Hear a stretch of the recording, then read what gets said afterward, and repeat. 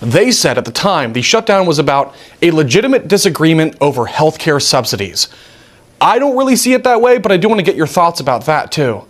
Oh, the Unaffordable Care Act for more than 15 years now has been a disaster. And it is, so the Affordable Care Act is so nonsensically named. It is the Unaffordable Care Act as reflected by the shutdown demands of over $1 trillion to continue the Unaffordable Care Act. That if we have to dump that kind of money, and you've talked about the trillions of dollars that are wasted in our government, is if we have to dump that kind of money into Obamacare to keep it somewhat functional, clearly it's not working the way that President Obama promised to us. And we know that these are lies that he gave at the very beginning, trying to sell this to the American people. So we know the other thing that you brought out that's really important in Minnesota, and that's just sadly the tip of the iceberg. We estimate there's $300 and $400 billion a year that are wasted on these kind of nefarious crimes that are going on throughout our country, where they're taking money from autism children and pretending to give services to them,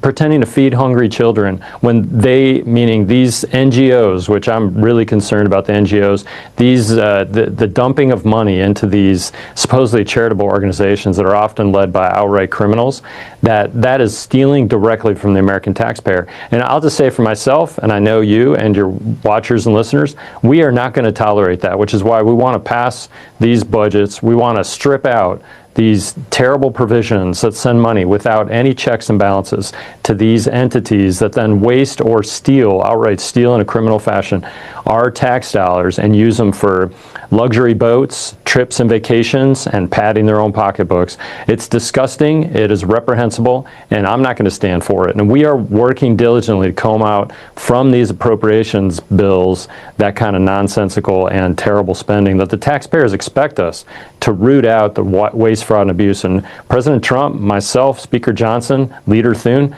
we are focused on doing that. Sadly, not everybody up here feels the same way. Some in the left-wing media are freaking out over this new contract between us at OANN and YouTube TV. It's dangerous that One American News is being platformed on such a large digital streaming pay TV provider. You're freaking out about the fact that people have choice. You know, like people can't be allowed to hear what they have to say. OAN is not the only channel on YouTube TV. There's like dozens of them. So if you don't like what's being said here, we hope you stay, but there's many other things going on in the world. This is how the left operates, Alicia. They operate in censorship. They don't believe in choice and letting people do their own homework. This is the way the authoritarian left works. They don't believe in choice because they don't like the fact that we don't live in the 1960s anymore with 3 networks and your local newspaper.